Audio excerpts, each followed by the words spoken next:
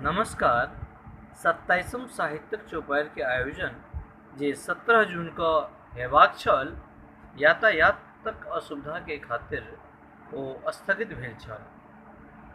27वीं साहित्यिक चौपाल के आयोजन पुनः 24 जून 2018 को 3:30 बजे मिथिला पार्क निकट रेल भवन सचिवालय मेट्रो के द्वार संख्या 4 से निकली बगले के पार्क में हुआ जा रहा अछि।